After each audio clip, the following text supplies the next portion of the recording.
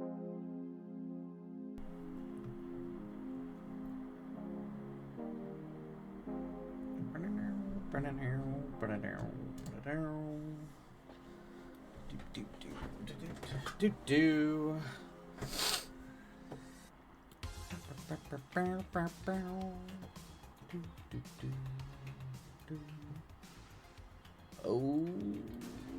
right.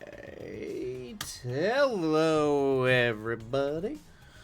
How goes everybody? Ghostly, how are you? Sounds like you're doing great.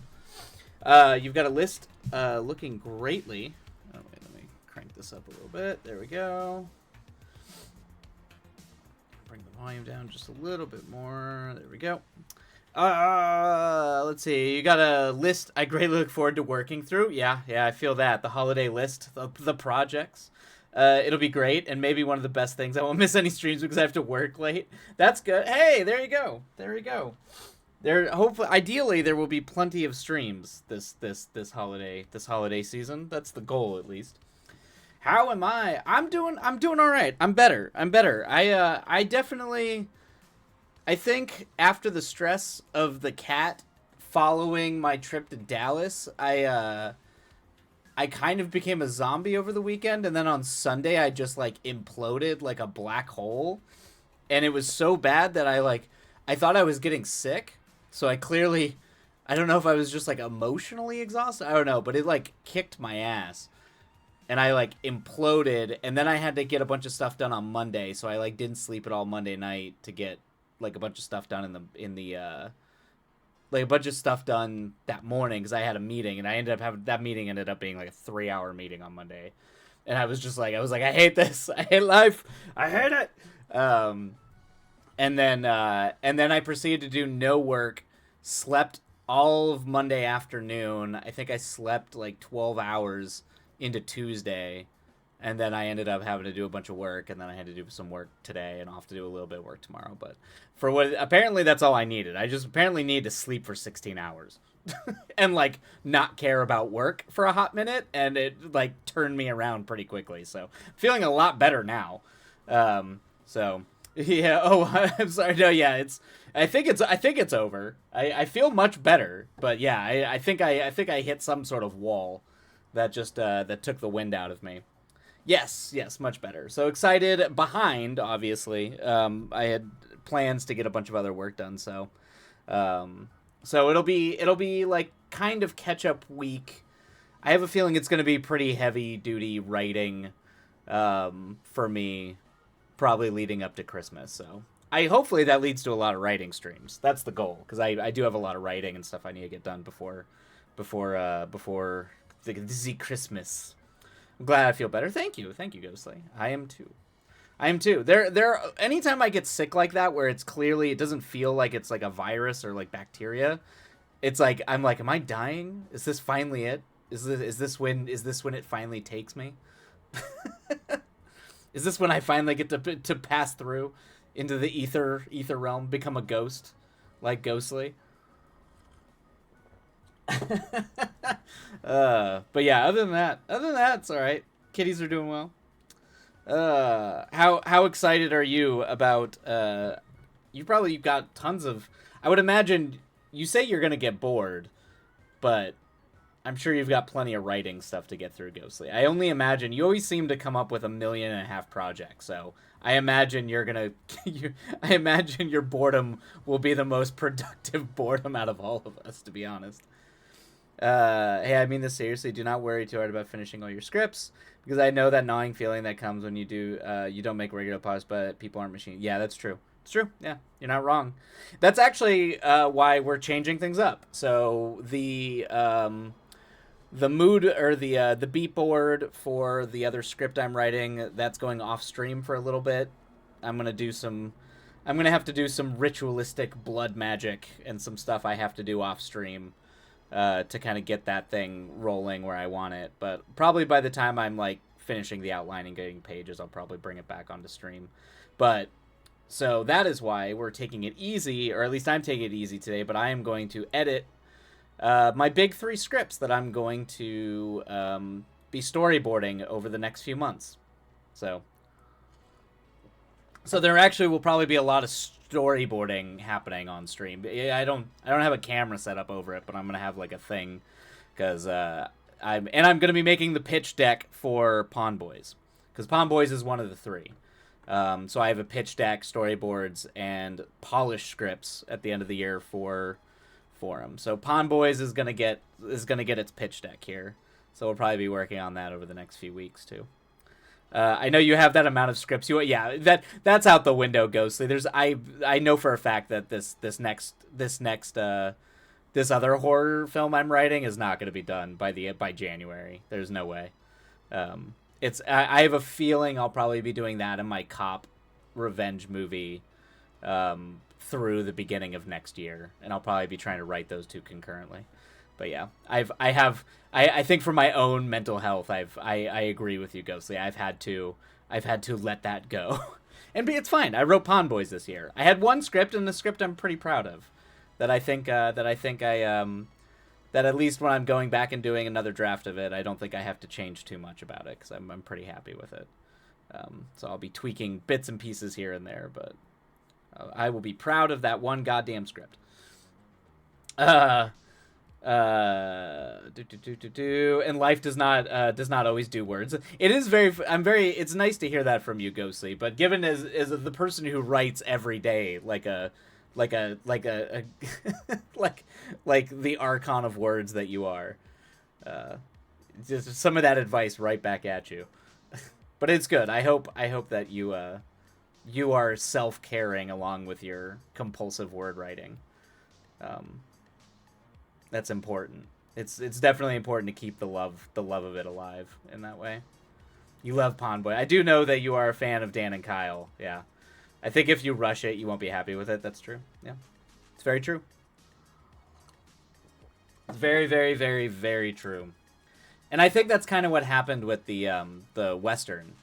I think that needed to cook, particularly the second half of that script. I needed to cook that outline a lot more before I started writing it, because the first half of it is a lot more solid, and then it kind of like doesn't even really know what it is after that. So, Twilight is someone who has almost broken down entirely as a creative over the past month. Sometimes I take weeks to months, wrote 100 words at a time, in absolutely nothing. Yeah, it's fair. Okay, that's fair, Ghostly. Hey, Cryptid, welcome in. Welcome. I agree. Take your time. If you're burned down, push it. It'll show. Exactly. I have cheat days too. Good, Ghostly. I'm glad that you have your cheat days. That's good. That's good, because sometimes, I'm not gonna lie, I do worry about your mental health when it comes to your writing habits. But also that is why. So anyway, that's why we're gonna be doing edits. I'm gonna be polishing these 3 scripts. I'm gonna be polishing my horror script, the cyberpunk rom-com, and then Pawn Boys. And that'll probably be what's on stream for the next week and a half, leading up to Christmas. Will be me polishing these, getting these done, and then starting the pitch deck for Pawn Boys, and then I'm gonna do the beat board for the next script off stream for a little bit. Boop boop boop boop boop boop boop boop. Nah, don't fear for a phantom. That's good. That should be that. If there was ever a sequel to Blue Oyster Cult's Don't Fear the Reaper, it should be Don't Fear for a Phantom.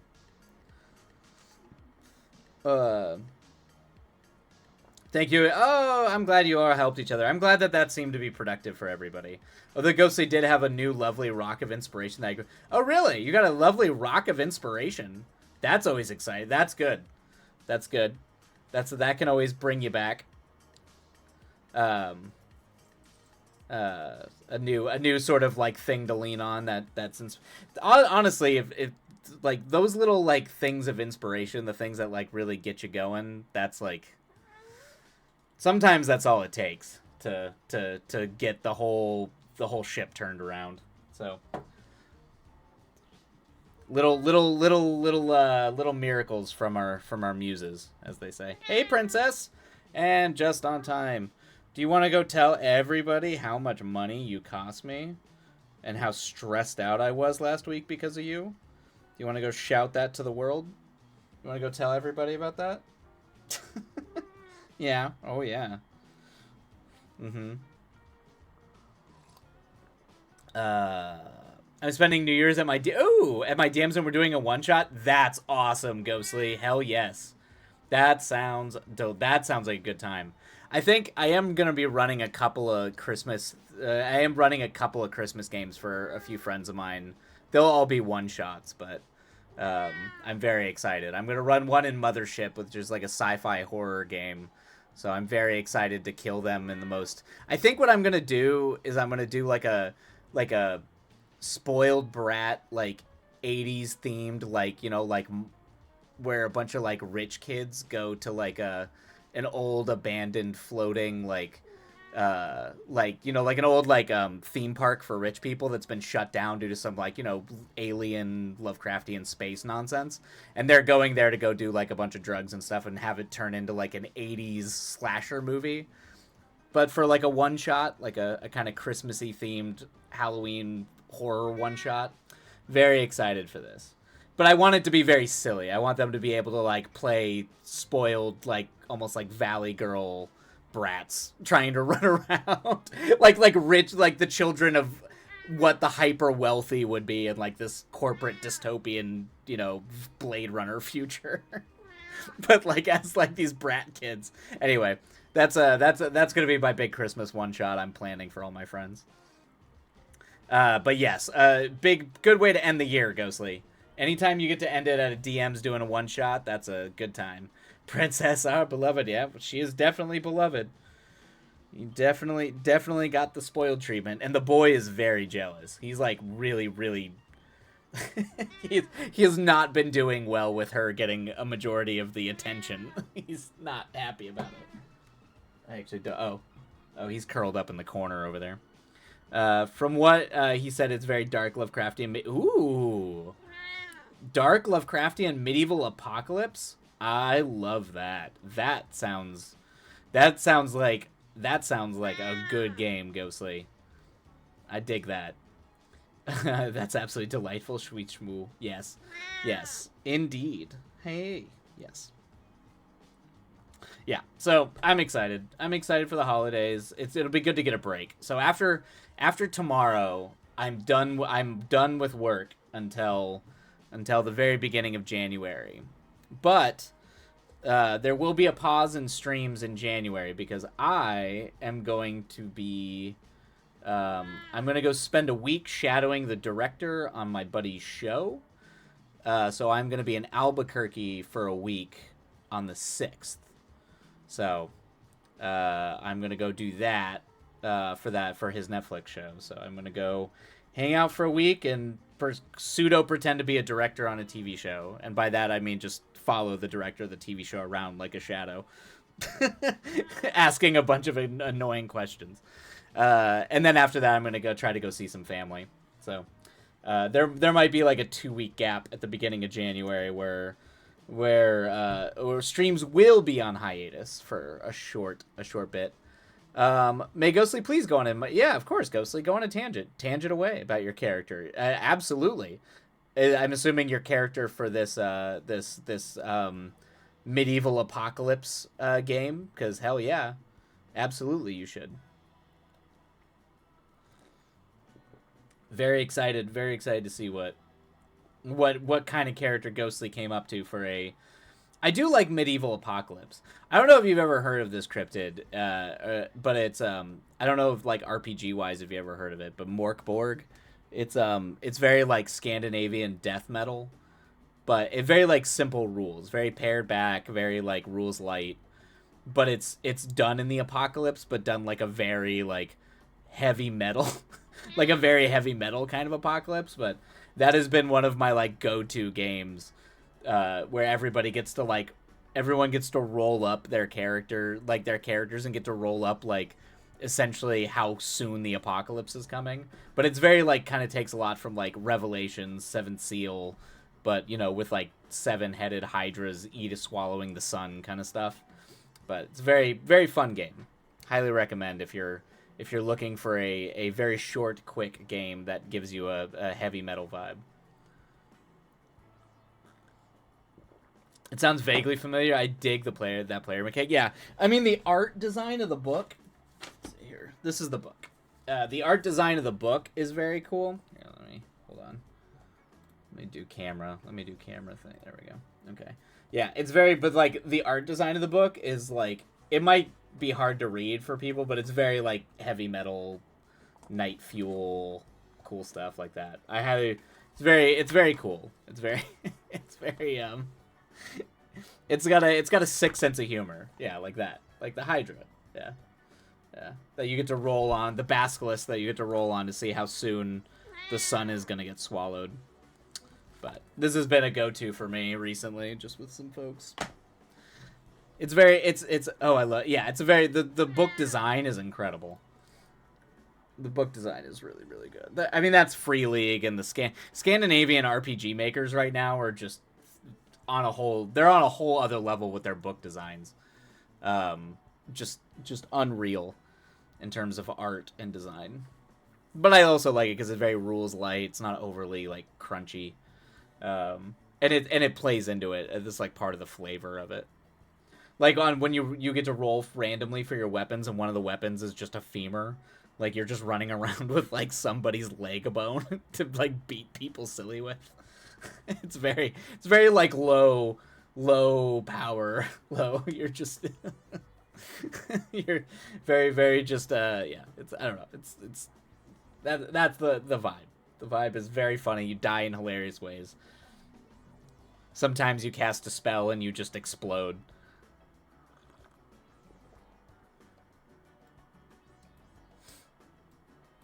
Ba, ba, ba, ba, ba. What else we got going on here? I also cannot express how excited I am for Nosferatu. My boy Robert Eggers finally getting to do his dream project, and this has been like the year of dream projects. It's very interesting. There have been all three directors who I love that have gotten to do their childhood dream projects. Denis Villeneuve doing Dune. I guess it's Dune Part 2 came out this year. And that was he's apparently wanted to do that movie. Like, that was like a dream. He had been storyboarding his Dune movie since he was like 13. So it was like a childhood dream of his to make his. And then we got Luca. And Luca, apparently when he first read Queer, decided, I have to make this movie. And so, like, this is like, I think he read it when he was like 14. And so he was like, this is his childhood dream film, which I still haven't seen yet. I need to go see it. I'm probably gonna go see it this week.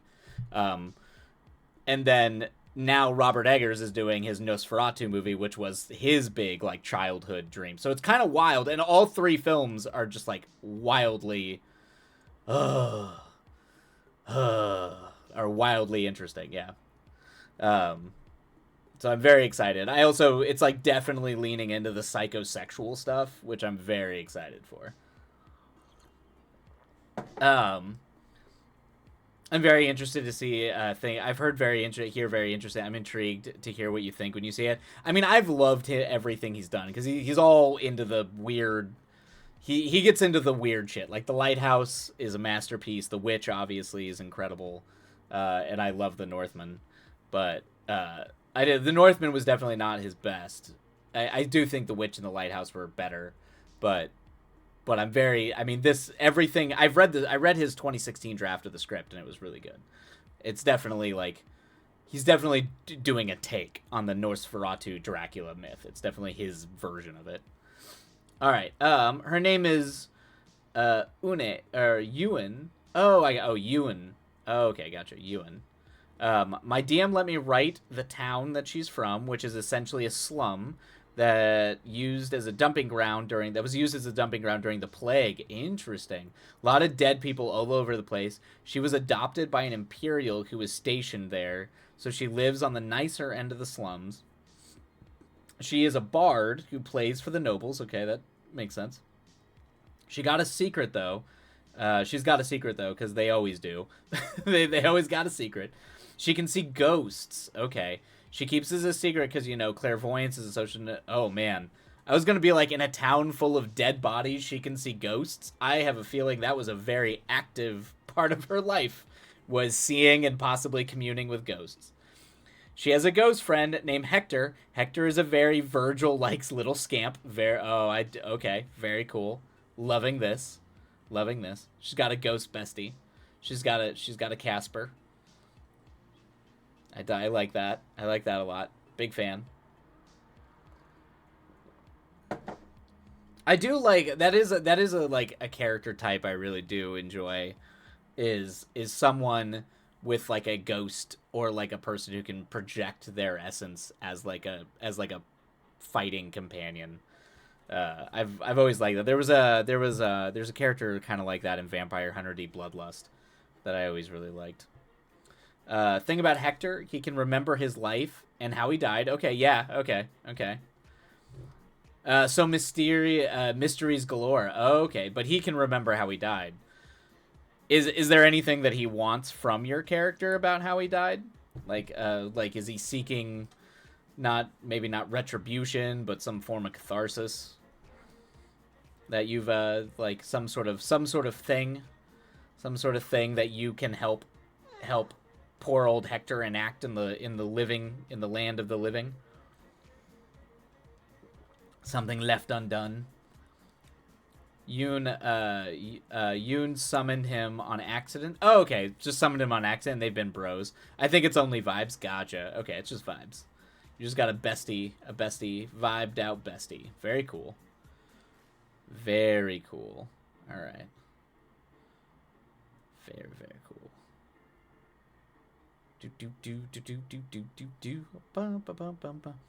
Oh, he's your familiar. Okay. Oh, gotcha. Okay. Yeah. That's right. I'm pretty sure bards have access to. I think they. Do they have access? I think they could get like with magical secrets. They can get access to wizard spells. Every character I write has a little buddy. Oh, that's cute. That's cool. I like that. It gives you something to bounce off of and something to do. I have a player in my dad D&D group who always has like a familiar, even if he's like a fighter or like a brawler. He's always got to have his like little bird buddy or something like that he uses. So it's kind of I dig that. I dig that. It gives your character a lot more like versatility and stuff. This is so homebrew. Why my DM straight up says if it's interesting enough. Yeah, that's great. Yeah, that's the proper way to run any RPG, in my book. But I come from a world of bending the rules to my table rather than bending the table to the rules. That is definitely it's a good DM. That is a good DM right there, Ghostly. Proper DM. Also, generally, because that's kind of how it was back in the day. Before, I mean, there were always, I guess, rules lawyers, but back in the day, it was kind of always a little bit of an improv game. And you just kind of, like, use the rules to kind of, like, let it go, figure out what you could and couldn't do and how it would work. It's a very little magic campaign, so I'm pushing with Bard. Yeah, that makes sense. I mean, if your DM is doing, like, a post-apocalyptic...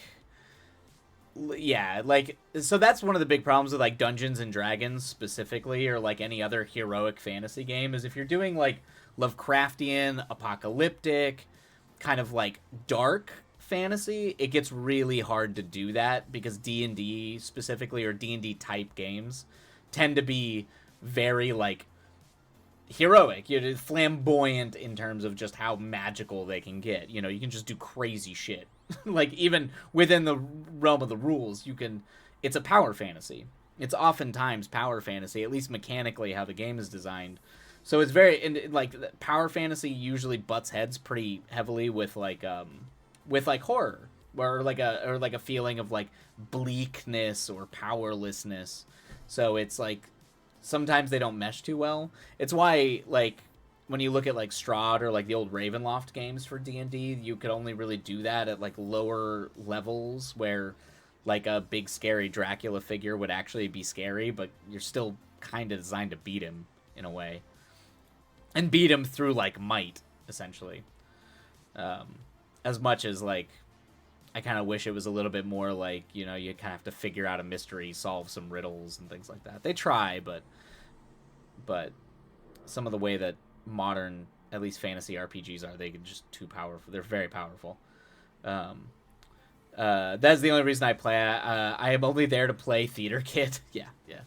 That's. I mean, most of D&D was really popular with my theater crew. They were all D&D people, but yes, like a lot of times you would get like the people who were really into it, like for the rules and like the kind of like hyper fantasy, power fantasy of it, and then there was like definitely the I'm just a theater kid who wants to play, who really like grew up on Legend. That's, to be honest with you, most of us in theater when I was in high school, that's what it was. It was kids who grew up on Dark Crystal, Labyrinth, and Legend that were just like, I just want to do this. I cannot roll above 7.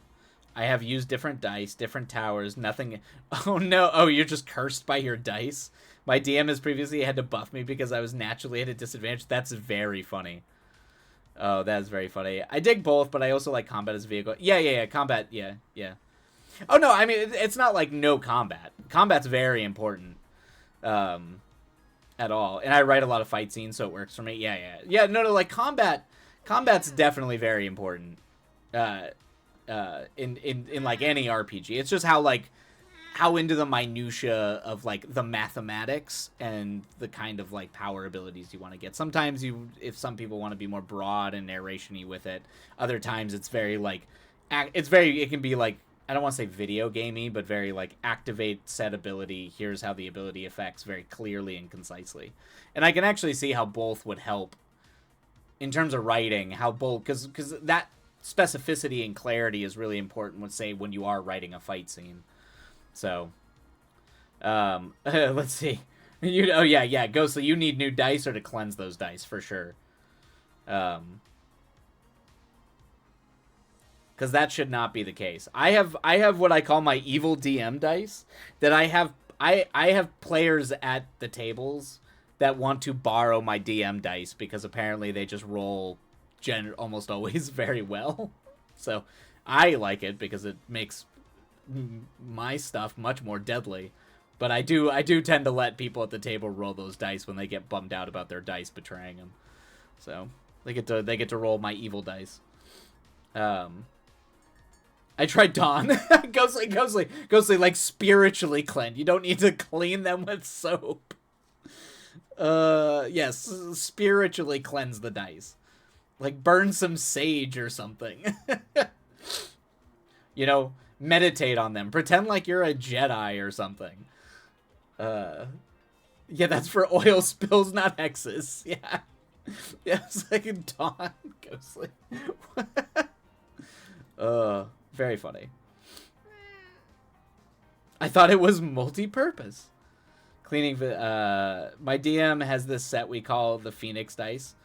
I swear they are weighted. That's just the power of DM dice, Ghostly. It's a real thing. DM dice. People have accused me of weighting my dice too. There is something about DM dice. It makes you. They roll well. I don't know. It's the maniacal evilness of it. I don't know how to explain it.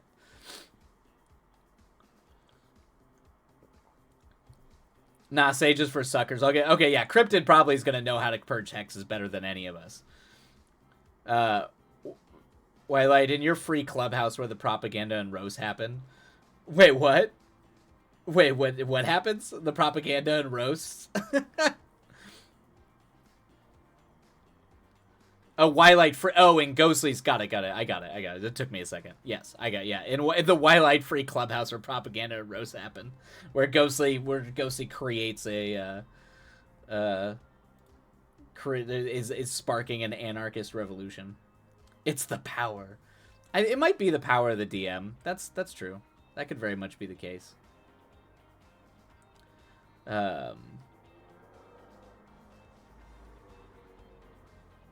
Let's see.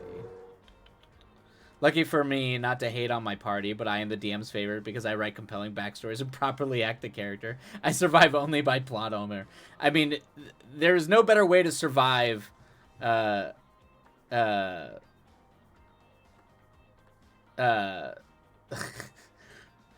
what happens when you miss a cryptid Discord stream. Ghostly gets to tell me stories that I missed in the before time. Oh, were there stories? I don't even know what stories those are. What from the before time? Ooh. You're gonna you could probably just I barely remember what I do most days. So that's probably fair. You'd probably recall something from like a year ago, and I'd be like, I have zero memory of that. Zero memory. Um, but that is a smart way to go about it. That is a smart way to go about it, Ghostly. Um, definitely do the if you want favoritism by the DM, playing into the narrative and staying true to character because it's more dramatically interesting. That's key. You'll never know now. I've been here since the dawn of time. While Ghostly was here when the universe was born. I'm aware of that. Well, yeah, I'm sure if you've learned anything thus far is that my memory, particularly on stream, is pretty bad. I'm pretty sure Opera Story is the only person who has me beat. Yeah, I think so. I think outside of most everybody, Opera Story is the one who's got it beat. So, do. All right. Well, why don't we maybe Omega? I don't remember. It was either Ghostly or Omega. At the before time, it would be Alpha. At the end of time is Omega. Whoever shows up.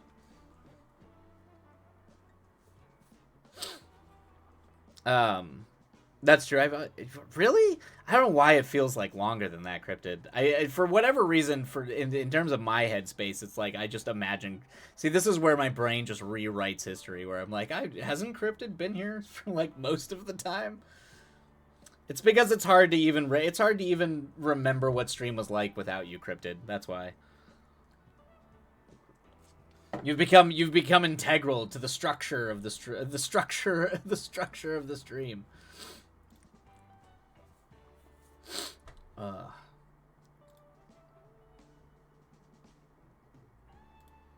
How long have you been streaming? What is time? Yeah, man, I don't know. It's been a hot minute, that's for sure. It's been a while. Yeah. How long has it been? I think I had like one quick where I started like in the middle of 2022, but I think I ended up picking it back up at like the beginning of 2023. Because I definitely started and then stopped and then started up again with a pretty long break in between. I think it was sometime in 2023 when I really started consistently. Butter me up if you must. Must come. Yeah, that's. I love that, Cryptid. That's a thing that my coworkers and we say to each other all the time. We say flattery will get you everywhere. Compliments will get you everywhere. Indeed. Yes. Validate me in any way. It will. Yes. I am easily won over as well. 2 years next month. Oh shit! Really? Woo! Did I start? You know what? Maybe I did kind of sort of start back up in the winter. That might be true. Wild times. Ghostly will have been here 2 years next month. Yeah. Okay. Gee, that's crazy. Next month. Woo. Oh man, I've been streaming for 2 years now, almost over 2 years now. Good lord, I'm old. I'm old streamer now. Yeah, that is actually kind of crazy. That's a little nuts. Not gonna lie. It doesn't feel like it should be that long. All right, we're gonna run ads and then we're gonna dive into our sprints because I have a hard out at does it? I didn't think compliments worked on you, Wildlight, since the film roast story. The film roast. Oh, are we talking about the cat lady who told me my movie was terrible? Are we talking? Is that story? Yeah. Okay. Cat war. Oh, gotcha. Okay. Yeah. I did not Took me a second. Yes, okay, cat girl. Yes, the cat girl. My once and future, my future wife. Yes. The random cat lady who showed up and told me my movie was terrible. Yeah. Honestly, yeah, maybe that is the way. Yeah, yes. This woman hates my film. I'm gonna marry her. Such a choice. That's true. This is the way. This is the way.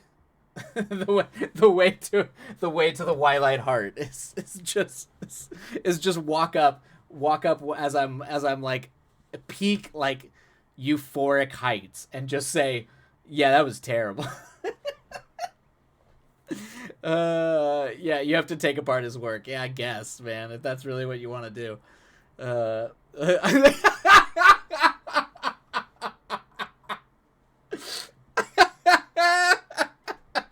oh, Jesus. That's there you go. There we go, folks. It's time to run ads before we start turning this into a sub and dom stream. We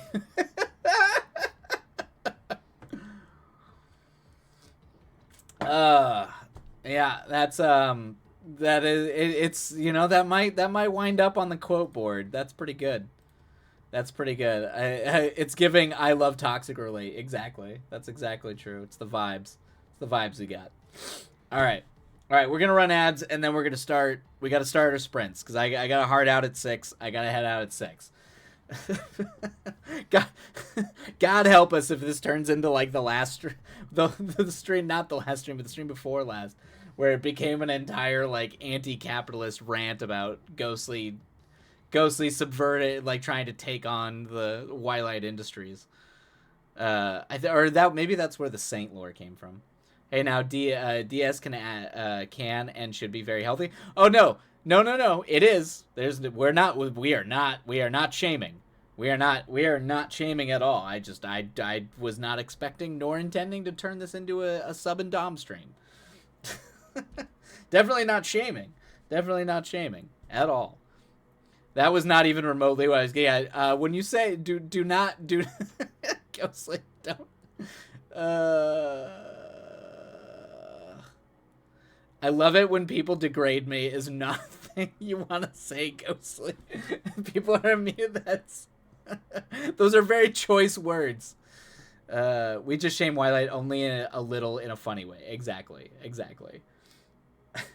That's it's different vibes. All right, we're running ads, and then we gotta dive into our sprints. We gotta actually get work done. All right. Stand, stretch, go get a drink, and we'll meet back in 3 minutes. And we'll get the words done.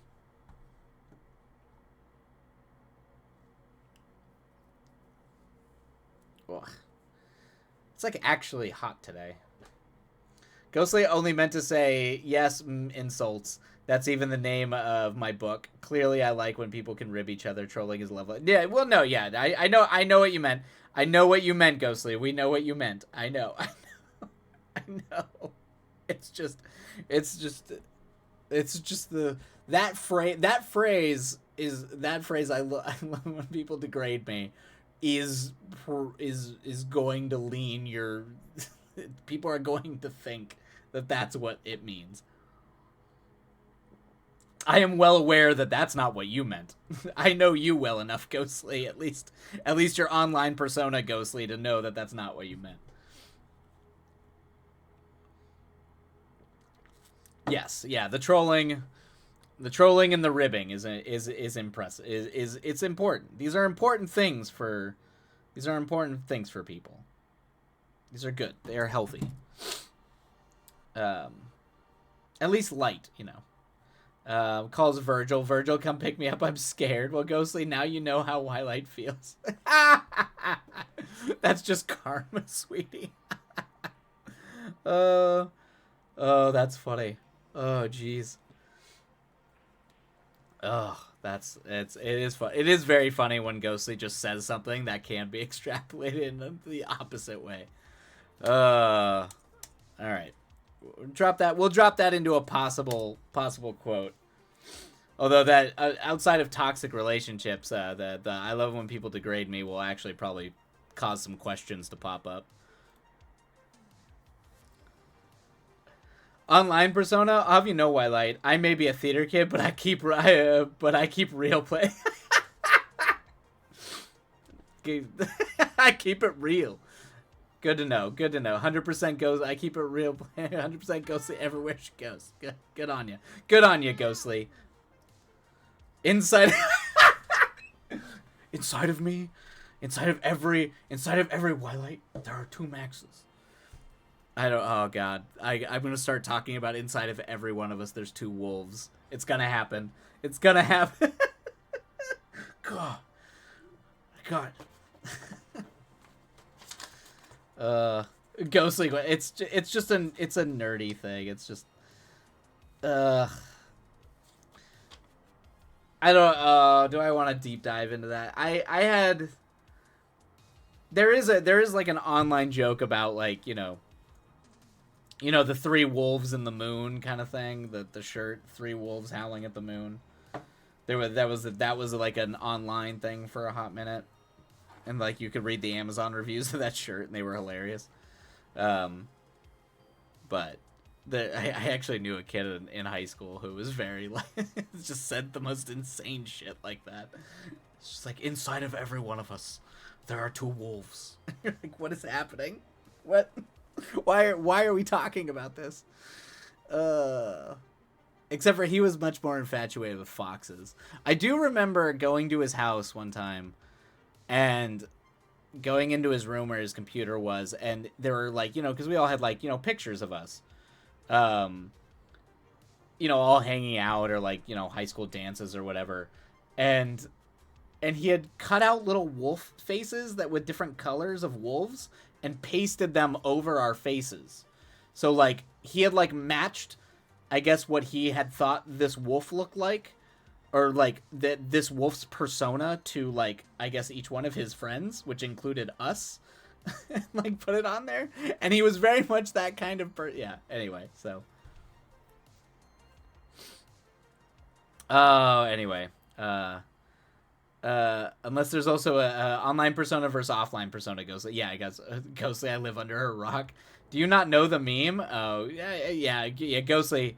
Just you can just Google the three wolves moon, and you can read all about it. I know nothing. I learned that the Mario brother killed me. Yeah, that's true. That is true. You did come. You were late to the party for that one. You did the voice and everything. How did you just summon the Chosen like that? Holy shit. Oh God, not the wolf sonas. What a time to have been alive. Yeah, it's the early 2000s, man. We were all collectively losing our minds. It was a whole thing. All right. Okay. We got to get work done. I'm going to start editing these scripts. Let us get to the words. Happy writing, everybody. I'm going to cue some music, so hopefully the music is not too disruptive. It's going to be probably some moody tunes. But yeah. All right. Happy writing, everybody. Let me get the music cued here. And then we will be off to the races. All right. Boop, boop, boop, boop. Well, we were off to the races. I was prepped, and then everything changed. There we go. Okay. Ooh. All right. Cool. Happy writing, everybody. We'll see you on the other side.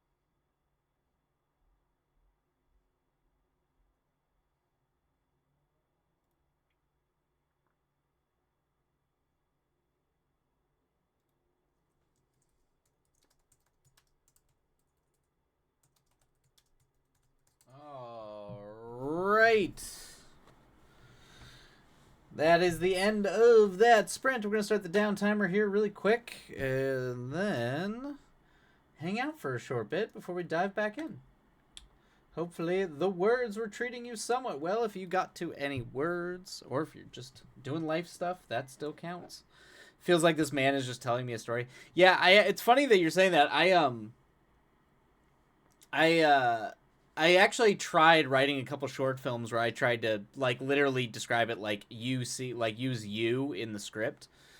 I had read about someone doing that where it sounds very much like essentially trying to do like DM voice, or what I call like bar voice, where you're just telling someone the story, while you're writing the script. So, yeah, there's you realize you can experiment a lot with script writing more than people would let on.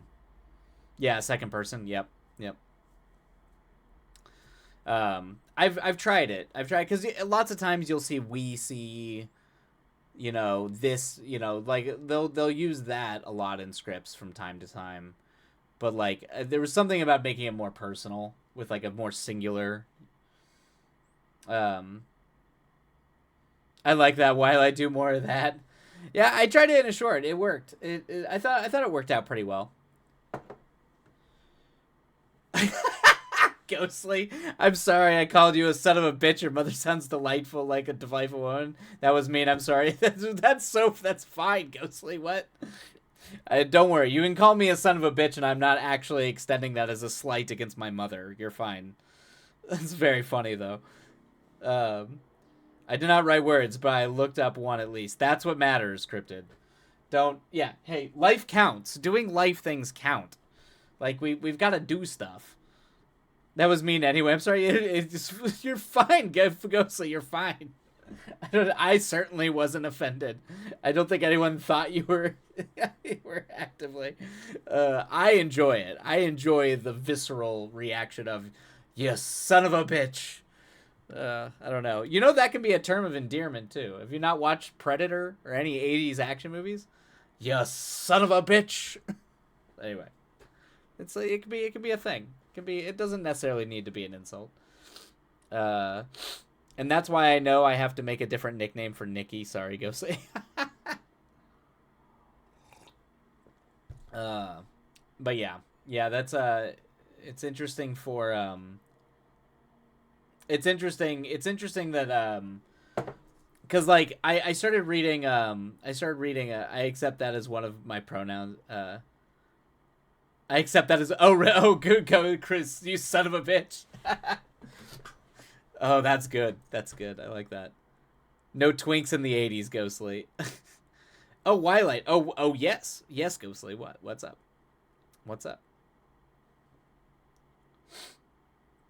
Ooh, do I do Tales of the Mad Moon by Old Tower next? Some weird dungeon ambient music. No twinks in the 80s. If only there were. Were there twinks in the 80s? Not popular, but there could have been twinks in the 80s. I mean, would you define... I decided tonight's words will be the beginning of a script for pretend... Oh, you're going to write a script for pretension. That's cool. I'm into that. That's very cool. Very cool, Ghostly. I am a big supporter of this. I am filled with even more sad. Oh yes, sorry. Yes, Cryptid. Yeah, that was not a word for it, so I have to. I see what you're saying. Yeah, so you had to look up a word and got it. Yes, yeah. I was like, I definitely don't know when did actually you probably just looked this up, Cryptid. When did twink originate? Because I only became aware of twink maybe like 3 years ago, but I'm assuming it has been around far longer than that. But I'm actually curious now when that became a term.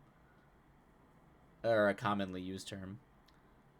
I promise to come up with something even sillier. Ghostly, I promise. Yes. Limp Noodle. Limp Noodle is good. Limp Noodle. If gangly limbs are anything, I'm always a big fan of Muppet. Or I guess Muppet might be trademarked. You could do Puppet. I don't know. Puppet doesn't quite have the same charm as Muppet, though. Um, oh, interesting. It was invented in the 30s in Britain, but then it fell out of use in the 80s. Okay. There's a chart on Me Online that, oh, interesting. Fell out of use in the 80s. Interesting. And then peaked back up, huh? Okay. But yes, Ghostly, I agree. I think it'll be a fun little romp, and I'm a big fan of. You're finding good scripts to do for research because comedy scripts kind of are their own beast. Writing like a direct comedy script can be a really hard thing to do. So I think you finding Clue. I'm trying to think what another really good comedy script would be. I mean, any technically, if you want to, it's technically different because it's for a sitcom for TV. But any Seinfeld script is always a good read, um, just to see how the jokes are constructed, um, and how it's written on the page is pretty interesting. Um, I realized as I was interested. 80s is for whatever is its lowest point of use. Got it. Then it skyrockets to where we are today. Oh, okay, okay. Um, I realized as I was falling asleep last night that I actually made the cast of Clue, but worse. I guess, yeah, actually, in a way, you kind of did. But yeah, they are worse. They're distinguished from their Clue characters for sure. But that is very funny. Nikki, Nikki is preppy, so I could use that, but it's not insulting enough to think of something though. Nikki is. I don't think I've ever heard Nikki being used as a form of preppy. It would make sense though. I could see Nikki being used that. I don't think I've ever actually heard that in the world. I was just thinking about their color scheme, and I was like, wait a minute. Oh no! Oh no! Do do do do do do do.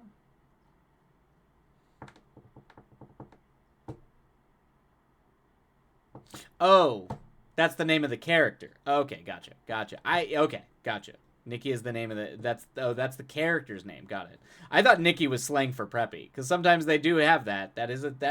We do have a habit of making people's names slang for other terms. So I keep forgetting I have to fill you. Yeah, I was yes. I'm clear. I am out of the loop. That's fine. Discuss amongst yourselves. It's okay. Discuss amongst yourselves. But yes, I have. Like it could be like Karen. All right. Do we want to do mood? What do I want to do? Mood music. Do do do do do do do do. Although I feel like Nikki would also be like kind of a British term for something. Like that's quite a Nikki, something like that. I'm trying to think of another good comedy script that might. I mean, Clue is definitely iconic. Oh, hi, princess. Um, in order, John is Pro Plum. Okay, yeah, Professor Plum. B is Peacock. Lesser so. Henry is Colonel Mustard. Rod is Mr. Green. Joanna is Miss White. Carrie is Scarlet. And then Maximilian is even Mr. Body. Oh, that's true. That's a good point. The subconscious is wild. Hey, that's true. I've written scripts. I have written scripts where I have written a thing being like, oh, this is cool. And then gone back and read. And I was like, oh, this is actually about something completely different that I was clearly processing at the time. Yeah. I mean, that happens, Ghostly. It's okay though. There's no shame in that. You just subconsciously took something that you love and made it your own, and that's what all great writers do anyway. You know, we all take ideas that we love from other things that we see, and then we make them our own. Yeah, that is the good thing. All right, we are gonna let's see. We're gonna run ads. Hi, princess, and I am gonna step away real quick while we run those ads, and then maybe Ghostly was processing Clue just 12 years late, I guess. Yeah, just you had watched it and it just kind of came back in the back of your mind, maybe. Yeah. Yeah, better exactly, Cryptid. Better late than never, you know. But you do your own thing with it, very clearly. Yeah. Yeah, it's not like you're just being completely derivative, but you can see the influence of it for sure. All right. We're going to run ads really quick. I'm going to go make sure this gal has food, because she's probably wants some food. Don't you? Yeah. And then we will start on our next sprint. All right, ads. We'll be right back in 3 minutes. Feel free to go get some tea, stretch your legs, and then we'll get started on our next sprint. It was my main inspiration. My pitch has always been crossbreed, clue, and scream. Yeah, and I think you do that perfectly. That is a perfect pitch for it. All right. Yeah, I mean, completely. That is what you did in that story. It's exactly that. All right. Running ads. We'll be right back. Oh, do you want food? I know. It's food time. All right. Food. Yes.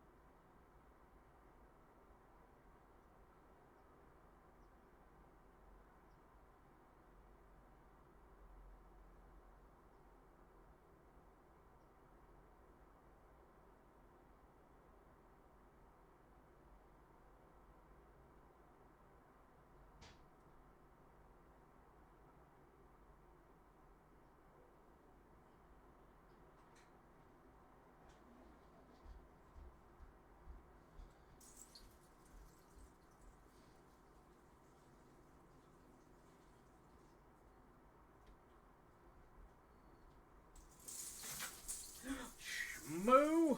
All right. Shmoo. What's up, bud? Okay. Well, you can go get food too if you want. Okay.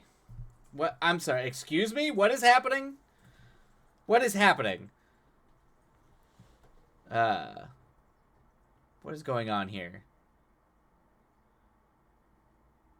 Tusky's joined the ranks of I just noticed Wildlight has the propaganda fan on the side. Oh, oh yeah. Oh, like saved over here. Oh yeah, yeah, they're over here. Shockingly short ad. Oh yay, that's good.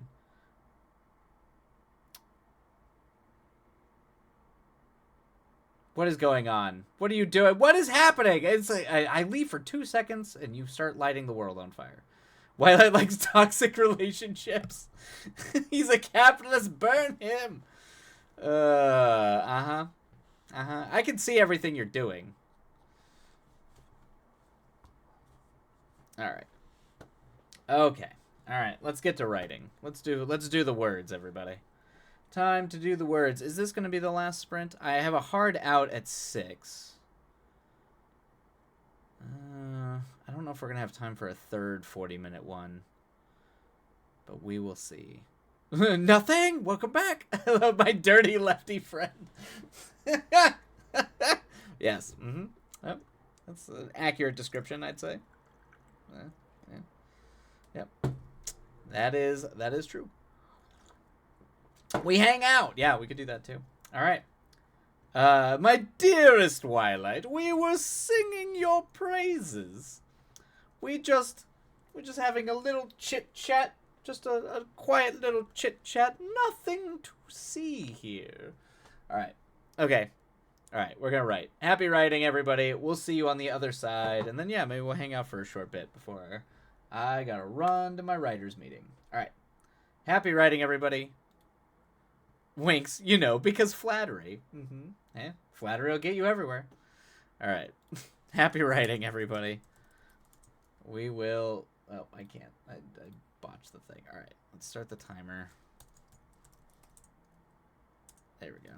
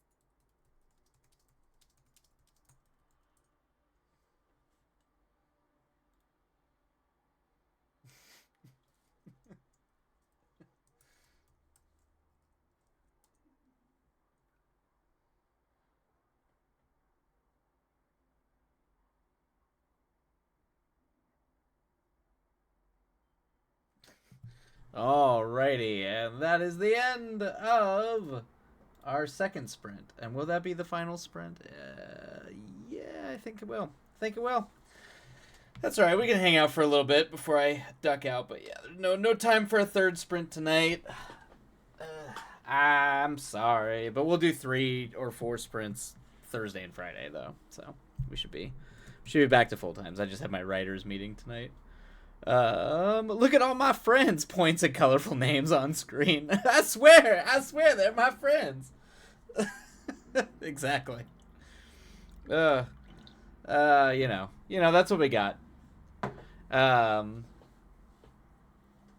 Yeah, and once the schedule gets down and my life isn't as crazy, we should in theory be back up to 4 sprints, because I'm not going to be like juggling this with like all the other things I have to do for work wise. So that's the goal at least. So, Cryptid, I will stay hydrated if you promise to not work too late. That is a plan. I'm specifically after the weekend I went through, and the Monday and Tuesday I went through. I will not be working late, because there was a very solid point on Monday morning where I literally thought I was going to die. So, while I will not be working late, Twilight is going to be taking it pretty chill, kind of ramping back up to getting work done over the holidays for writing, because I think sometimes sometimes I go hard, and I think my old man body is starting to not take it the way I used to be able to do that. So, I spend 5 minutes screenwriting, and I am reminded why I don't screenwrite. It's a challenging thing, Ghostly. I do the same thing when I go to prose. It's very hard. It's very hard. What? We will be talking about this? Yeah. Yeah, no, that's it's fine. I did actually end up trying to take care of myself. But yeah, I think all the stress from like getting back from Dallas and the UA and the stuff with UA kind of all caught up with me. And so like in the middle of the weekend, I think Saturday, I talked about this with Ghostly a little bit. I like kind of imploded. It was like a black hole. and there was a point, and it was tough too, because I had to have a bunch of edits done for a call on Monday morning, and I just couldn't get any work done. I literally just like kind of fell on the ground and just laid there for like 2 days staring at a ceiling. And then I had to like actually get those edits done. So then I was up all Sunday night into Monday morning. I stayed up all night doing those edits, and then I had a meeting to show off those edits, and that meeting ended up being a 3.5 hour long, just beat by beat walkthrough of all the edits I had done, and it just like broke my soul. So anyway, and then I ended up sleeping after that meeting, and sleeping almost the entire day after that. And then I felt great. I think I just everything had to like shut down. Yeah. So anyway, yeah, I just sort of died. And then yeah, I feel pretty good. I mean, I'm still finishing these edits, which I'll be doing a little bit tonight, and then tomorrow morning, to send them off, because I think they're closing everything down tomorrow. So I for the holidays, so I need to get the edits done tomorrow. But yeah, it's actually why I'm doing edits on these screenplays and all. It's why I'm doing lighter stuff than just the straight coming up with like working beating, like doing plot beats for the next script, is because it did like I kind of spooked myself a little bit. I was like, oh, am I dying? Oh God. Anyway, oh my God, that's where you were Sunday. Yeah, that is kind of, Sunday was bad. Sunday and Monday were bad days. It was, I felt very ill, but it was that kind of illness where you know that you're not ill. Like I knew it wasn't like a, you know, I knew it wasn't like a cold or a flu, but it felt like something was killing me. So anyway, gotta love that. We must remember him as he spoke. He went hard. A real one who liked it when people were mean to him. Peace out. Oh shit. I'm stealing that one, Ghostly. That's good. That's solid. That's a solid one. That's a solid one. If you know, If I ever go out, someone put that on the I don't know. There probably won't be a gravestone. Just put that where, I don't know, where my dead body winds up. Just someone go out and just etch that onto something, onto like a stone or like a draw it on a rock and throw it next to where my body vaguely might be. Um, Peace out, worm Jesus. Uh, Ghost exact. There we go. Yeah, ghostly pouring one out for Twilight. Perfect. Yeah, I love it. That's great. That one's going. That one's going there. That's too good. That's too good not to. Um, if I had to do a beat by walkthrough of every edit I worked on, I think I'd quit my job, and I love my job. Yeah, right. Yeah, it's rough. It is rough. Um, 10 out of 10, perfect. Yeah, exactly, Cryptid. I mean, that's damn perfect. I can make that happen. I have the engraving tools for that. Awesome. All right, Cryptid, I will be leaning on you to make this perfect stone memorandum when I do end up actually just going too hard and end up pushing, just dying, just giving up the ghost. And it will probably happen in the silliest of ways. I can almost assure you that my passing would 100% happen in a largely comical fashion. At least that's what I'm expecting. Yeah. That's the honestly, given my fact that I tend to zone out and walk into the middle of roads sometimes, I figure most of my friends are convinced I'm just gonna die by getting run over, which I don't think is wrong. I don't know why I do it, but I clearly just forget about like all awareness around me and just wander into roads. I don't know, clearly I belong before cars when roads were still pedestrian spaces. But at that point I'd probably get run over by a horse and cart. So I'm okay with it being comical, but do not push yourself too hard. Yeah, but that is why I'm taking it easy this week.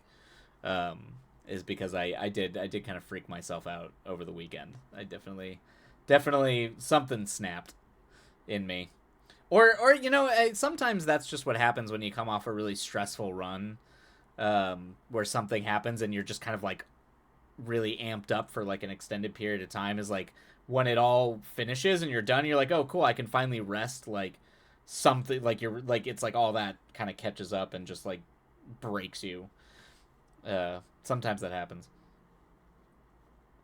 Good. Otherwise, we'd be having words. I know. I do. I do live in fear of Cryptid being like, "You are not fucking taking care of yourself." Cryptid's got the bat taking me out on the lake, like Godfather style. I knew you know Twilight. If I did hear about your sudden death, I would go to the seaside and stare off into the ocean as I contemplate both life and the self, followed by pouring out an aged Yingling. I love that you get a Yingling. Thank you. Into the murky waters as I read the closing line of Dune. That's very good. Although I know we talk about Dune here, but a more fitting, if you are going to read a closing line from any book, particularly if you're going to go by any body of water, it has to be the closing line of Moby Dick, because Moby Dick is my favorite book of all time, and also the last paragraph of Moby Dick is fucking incredible. It is and it's perfect for like watching like the waters take something back into itself. Fine, you pretentious hipster. Is Moby Dick more pretentious than Dune? Like Dune is like this lauded science fiction novel. Moby Dick is like a dude being obsessed, was literally written out about how obsessed this guy was with whales. Oh no, that's not true, Ghostly. Moby Dick is great. Moby Dick is not only a great cosmic horror, one of probably the first cosmic horror book, but it's also very funny. It is so funny. It's a man with autism, yeah, I guess, and that's why it's wonderful, Ghostly. That's why it's so good. He interrupts his own novel to go on a tirade about how there's no way a whale is a mammal and it has to be a fish. And it's so funny. It's so goddamn funny. It's so great. Also, Melville was like, if I could live like of any of the great quote unquote great American authors, if I could like I mean I did practically like live that life. Like I spent so much time on boats. Like I wasn't whaling, but I was crab fishing. I was doing I was on a boat like on all kinds of like doing all kinds of wacky shit growing up. Like I kind of did that. Like I have an affinity for the guy. What can I say? He was a weirdo, but he also was like a weirdo who was like so the reason why Melville is kind of like even before like the cosmic horror stuff that came with like, you know, William Hope Hodgson and like Clark Ashton Smith and Lovecraft was like a lot of that stuff came out of like, you know, Lovecraft's obviously deep racist fears and all that kind of stuff too. But Melville actually like confronted both the societal fears of his time and his own personal existential fears and was like, I'm gonna have a beer and actually everybody I'm afraid of is actually really cool. Like the subplot with Queequeg and everything about Queequeg, it's so fucking good. It's so good. It's so good. If I wanted to listen to a man with autism, I would go to my cousin Richie and ask how planes work. No, but it's like the language is beautiful. We went to his home that he wrote Moby Dick in. Oh, really? Oh, that's cool, Cryptid. Him and Hawthorne were something. Yes, they were. Yes, they were. I don't want to read a 2,000-word novel about it, but it's like, it's not just about a whale, though. See, that's where it's different. It's not, like, there's parts of it that are clearly hyper obsessed with whales, but it's about, like, obsession. It's about trauma. It's about the human comedy. It's so great. Twilight, I am the worst reader of all time. I haven't finished a book in tears. I mean, you could probably do audiobook. I wonder if there's any like really good audiobooks of Moby Dick. Because I feel like Moby Dick is one where you would need someone it can't just be a dry reader. Hold on. No. We're gonna, you know, just because I have it right here. Hold on. We're gonna read the last line of Moby Dick because it's fucking great. Wait, where are you? Explanatory notes. There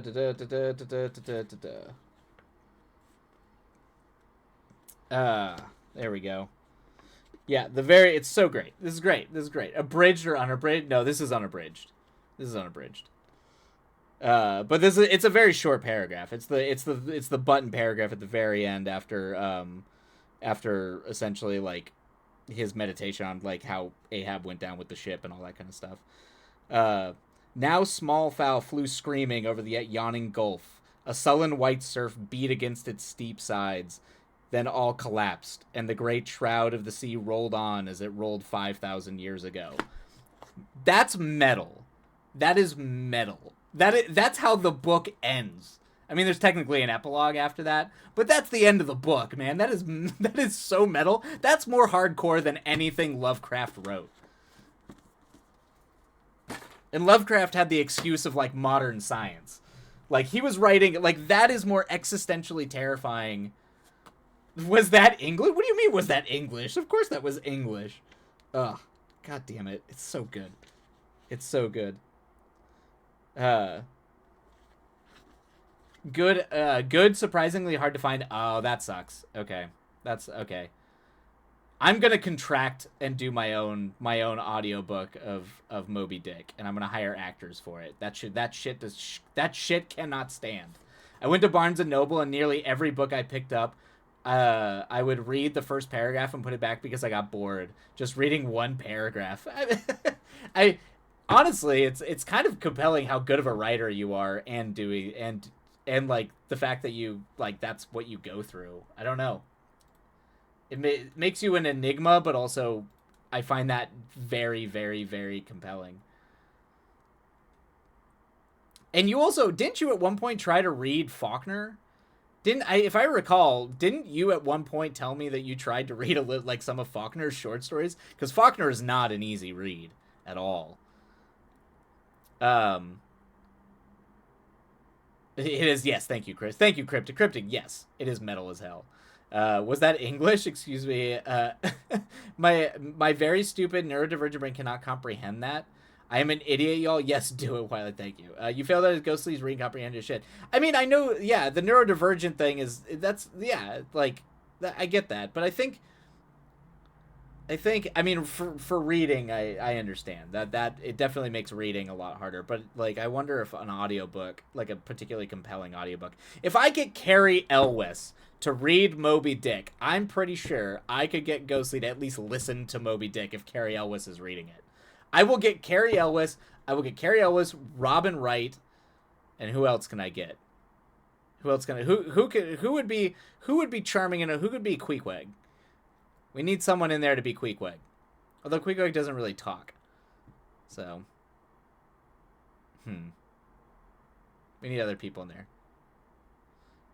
I edit manuscripts that way. First paragraphs close the line. I have to hit the hardest. I agree with that. Yeah, Ghostly, if you struggle to read, I would have suggested you read like Melville way before Faulkner is not easy. Faulkner is a rough read, man. I would have to read and listen. I would still have to go back. I mean, that's fine, Ghostly. This is how reading is without fail. I mean, I have to go back and reread. That's there's no shame in that, and particularly if you're worried, like, and also like being slow at it. I'm a slow reader. I'm a very slow reader.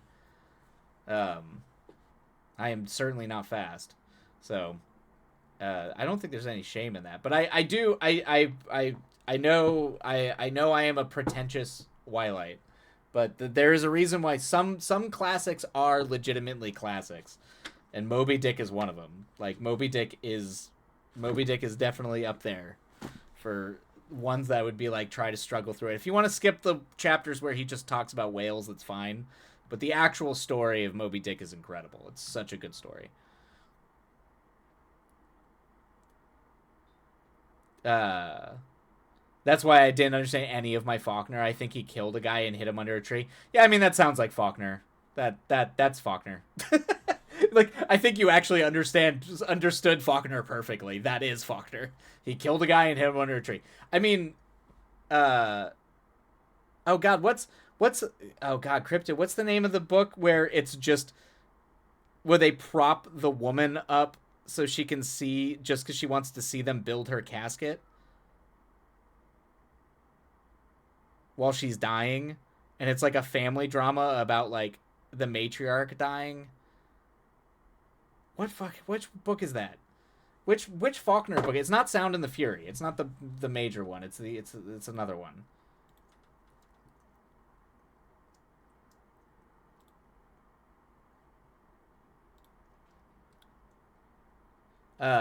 Yeah. I'm sure it's genius, but Ghostly is not. I do not sell yourself short, Ghostly. I'm pretty sure you might be. I felt that way about oh, gotcha, Steinbeck. Could never get into it, drove me up a wall. Yeah, I'm not the biggest Steinbeck fan. But Melville I adore, as with most authored romance. Yeah, that's true too. I don't think Ghostly has ever read a classic that isn't poetry. I mean, you can't go wrong there. I mean, the poetry's particularly classic poetry is. Thank you, Cryptid. Thank you. That was driving me crazy. That was yes. As I lay dying. Yeah. Yeah, like, I think you understood that Faulkner story perfectly, Ghostly, because that is the kind of shit Faulkner wrote. That's the Southern Gothic tradition was him writing, just like bleak.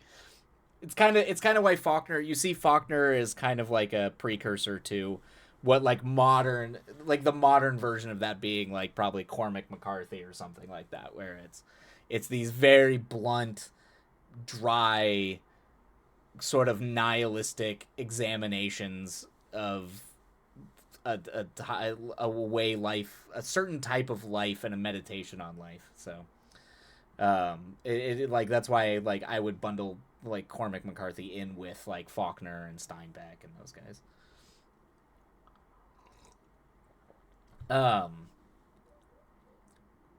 Yes, thank you, Cryptid. Cryptid got my back. I've tried many times to read Jane Austen, but I've never been able to finish any of them. I was like, yeah, Jane Eyre's a good read, but I can understand that a little bit. If it's not for lack of trying, why the Ghostly is deficient, I don't know how to fix it. You could do Poe. Okay. I mean, it might just, yeah, if you can do Poe. That's the problem, is Poe's from kind of the same era as Melville. The writing is a little bit, the difference is Melville is hyper referential to like classic literature, so sometimes if you're like really deep diving into Melville, you have to like, you have to read the citations, but you don't need to read the citations to understand the story at all. Um I think Ghostly's only been able to, yeah, I mean that makes sense. I mean, for 9 years. I mean, you said you're dyslexic, and there's probably other things going on there too. I'm assuming like ADD or ADHD or things like that, or any type of other neurodivergent issue that can affect reading. But I don't think you should. Yeah, don't sell yourself short. Ghostly was illiterate 10 years ago, and that is not hyper. I mean, I've known dyslexic people who were not able to read till they were in their teens. So that you're it's okay. Don't be too hard on yourself, Ghostly. But I want to find a way for you to be able to experience Herman Melville's Moby Dick. I'm like, I have to find a way to do this. I was like, it's like an audiobook carry out. Like I can cast this. I can cast this to capture the ghostly imagination. I mean, so there are issues with. Yeah, I was like proud of you working through that. And if you've only been reading for 9 years, that means you have lots of time to keep. Exactly, yeah. And it's yeah, you're not, if your writing capacity, if you are able to write the way that you are right, your comprehension is strong, Ghostly. You are an intelligent. You're able to comprehend.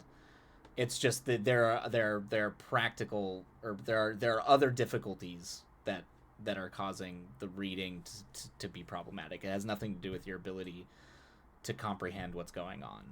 You're definitely intelligent enough to be able to do all that. But I cannot do 200,000 words, even if it's something I understand and enjoy. I cannot read to that. Yeah, that makes sense. That makes sense. I was like, did you ever watch? I mean, it's the problem is the movies truncate so much of the book, and there's a lot lost there. I mean, I'm not gonna lie, a Moby Dick adaptation would definitely be something I could see myself trying to do, like a crazy person in the future, if someone was insane enough to give me money to make a deeply historically accurate, but also surreal Moby Dick story. I don't know who would do that, but um, but if you want to watch it, it's definitely the best Moby Dick adaptation. Is the old John Huston, Gregory Peck movie. Also, the miniatures for the whale fight are pretty great. Um, yeah, Ghostly has slogged through 400-page novels of struggle. That makes sense. Yeah, yeah. Don't, yeah. Please don't be hard on yourself about that, Ghostly. But there's gotta be a way outside of you reading it, like having to actually sit there and read it, that you can experience Moby Dick. Because it is a wonder of fiction. Um, yeah, I mean the John Huston movie is a good place to start. I love that movie as a kid. It's a great movie, and it's Gregory Peck. It's Gregory Peck as Ahab. It's great. It wouldn't be my Ahab, but it's a good Ahab. But that is my thing. That's my rant. My rant about Moby Dick. Sorry. Ugh.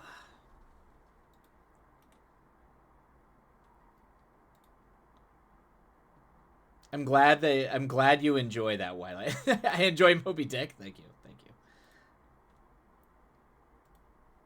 You're glad it exists. I appreciate that. But don't, yeah, please don't be hard on yourself because of, or like, yeah, it's fine. Don't, you don't have to read it, but there's got to be a way to experience it. Uh. Ooh. But it does not exist. It is not in the wheelhouse for Ghostly. Well, if you ever get a chance, if you're bored and looking for a movie, maybe try watching. Give it a watch. It should be free. It's an old movie, so give it a try. At least to watch the film. Um, Oh, Ghostly, you helped with Cryptid's opening? That's rad. Um, hell yeah. Um, cool. Well, there you go. All right. Well, actually, it's almost 6, so I guess I should probably call it. But we got to chat a little bit, which was not a chat, just me ranting about Moby Dick. But um, but before I do go, if you are writing a script and worried about music insertion, Ghostly, I would say don't worry too much about like inserting music, or even if you want to inserting camera shots or anything like that. Like any just write it the way you want to write it. The only thing I would say is try to get in the habit of doing the scene slugs, the scene headers, just because that's kind of a thing in screenplays. But really, just write it the way you want to write it. Don't worry too much about the rules. Yeah, it's bullshit. Rules are bullshit. Well, I might be bring later. Screenwriting. Yeah, please do, because I've forgotten everything. No, you're fine. Yeah, of course. Feel free anytime. Before we go, here it is. Okay. Nikki had spilled 2 beers, used water instead of Sprite, and forgotten the limes from the kitchen so many times he had to start keeping them in his apron to keep from getting yelled at again. He was on cloud 9. It just wasn't the first. Oh, I mean, I don't know what was corrected, but I love that. I also like that this is a thing that put him on cloud 9. It's very descriptive, and it's a very specific thing to give him that feeling. So I like that. I don't know what it's in reference to, but I do appreciate just that as a section. Um, that is it's delightfully descriptive. Oh, okay. This is the vamp book. I am very excited to try to peek at the vamp book when I get a chance to, when when it is ready to be peeked at. Because every time Cryptid talks about the vamp book, I get excited. Definitely like. Also, I'm a sucker for vampires. If it's not obvious, so I do like me my vampires. Um, you are very good at creating a feel for a time and a place. Yeah, it's always good. That is a good skill to have. Big fan of that. He meets Johnny and his head over heels. Very good. Very good. While he continuously fucks up at work. Hey, I've literally done that. I've been that person who's stammering, do it like definitely done that for sure. All right. Well, I'm gonna call it, but thank you, both Cryptid and Ghostly and everybody out there, hanging out. Thanks for hanging out with me. It's nice to kind of break back into it. Over a lady with a cat ear. That one I was far more confident in my ability. There's something. See, that's why if they're mean to me, it makes it a lot easier. I don't stammer. I kind of roll with it, and for whatever reason that's for whatever reason works. The rest of the time I just get tongue tied at like the vague crushes I have at the random people in my small little circle. You know, you just kind of like stumble over yourself and walk away. But if they come at you strong and they're like, your movie was terrible, that gives you something to work with. You can work with that. Anyway, all right. I'm out. I'm out, everybody. I love you all. Take care of yourselves. Night. While I see you tomorrow. Yes, we'll see you all tomorrow. Take it easy. Take care of yourselves. Be kind to yourselves. Be kind to others. And enjoy your freedom and your chaos, Ghostly. It is well earned. So enjoy it. Encrypted.